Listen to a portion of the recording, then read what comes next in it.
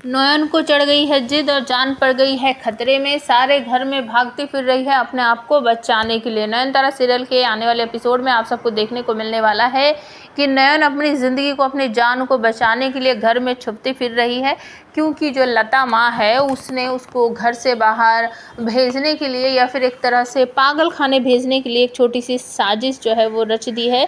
लेकिन नयन जो है उसमें फंसेगी नहीं, वो उससे बाहर निकल आएगी। कैसे, मैं आपको बताती हूँ। तो नयन का जो फ़ोन है वो लता माँ ने अपने पास रख रखा है, क्योंकि सूरजो ने उसे कहा था कि आप इस फ़ोन को ना अपने पास रख लीजिए, क्योंकि नयन को मैंने दिया है इंजेक्शन, और अगर इस फ़ोन की बेल वेल बजी तो उनकी नींद ख़राब हो जाएगी, इसलिए आप अपने पास रख लीजिए। जब इस बात का पता नयन को चलता है, वो फ़ोन मांगती है तो लता उसे फ़ोन देने से मना कर देती है, और वो घर में सभी जनों से पूछती रहती है कि मेरा फ़ोन कहाँ है, सूरजो बाबू कहाँ है।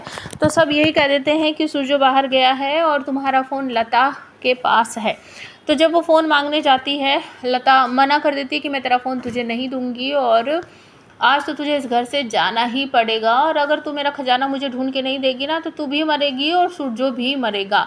लेकिन नयन को चढ़ जाती है जिद कि मुझे मेरा फ़ोन चाहिए, अभी चाहिए। अगर मेरा फ़ोन मुझे नहीं दिया, वैसे भी मुझे मरना ही है, तो अगर आपने मेरा फ़ोन मुझे नहीं दिया तो मैं मर जाऊंगी, मैं इस छत पे से कूद जाऊंगी। तो किसी को भी इस बात का यकीन नहीं होता है कि नयन कुछ ऐसा करेगी। तो वो घर की जो छत है वहाँ जाने की कोशिश करेगी, और सबसे पहले तो लता जो है उसे बताएगी कि किस तरीके से उसने ड्रामा करके अपने लाडले बेटे सूरजो को घर से बाहर भेजा है, शहर से बाहर भेजा है। वो नयन को बताती है कि मैं अपने बेटे के पास भागी भागी जाती हूँ और उसे बताती हूँ कि मुझे मेरी बहन का, जुड़वा बहन का पता चल गया है, और मेरा लाडला बेटा मेरी बातों में आ जाता है, और अचानक से मैं चक्कर आने का ड्रामा करती हूँ। उसको लगता है कि सच में मुझे चक्कर आ रहा है, तो वो कहता है कि माँ आप इतनी दूर कैसे जाओगी, तो मैं चला जाता हूँ। तो मैंने इस तरीके से, बहाने से, चालाकी से सूरजो को बाहर भेजा है, और सूरजो कभी वापस आने वाला नहीं है, वो मरेगा, क्योंकि तू मेरा काम नहीं कर रही है, तू मुझे खजाना ढूंढ के नहीं दे रही है। तो नयन को चढ़ जाती है जिद कि मुझे तो मेरा फ़ोन चाहिए ही, मुझे मेरा फ़ोन देना ही पड़ेगा आपको, और मैं सूरजो बाबू से बात करके रहूँगी। तो बस वो तुरंत ही भाग लेती है घर से, कमरे से निकलकर, और छत पर चढ़ जाती है।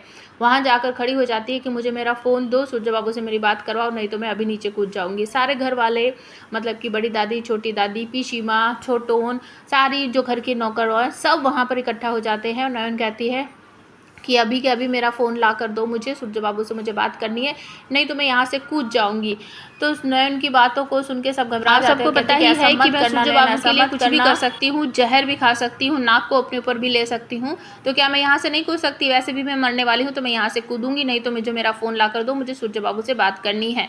तो लता भागकर ऊपर जाती है और नयन का हाथ पकड़कर उसको अपनी तरफ खींच लेती है, कहती मैं तेरी बात करवाऊंगी सूरजो से, चल जल्दी यहाँ से हट, नहीं तो तेरे लिए अच्छा नहीं होगा। नयन मना कर देती कि नहीं, आप पहले मेरा फ़ोन दो, मैं तभी यहाँ से उतरूँगी। तो लता उसे कहती है कि अगर तू यहाँ से गिर के मर गई तो मेरा ही तो नुकसान है, सुन मेरी बात, इधर आ जा और मैं तेरी सूरजो से बात करवाती हूँ, फ़ोन अभी देती हूँ।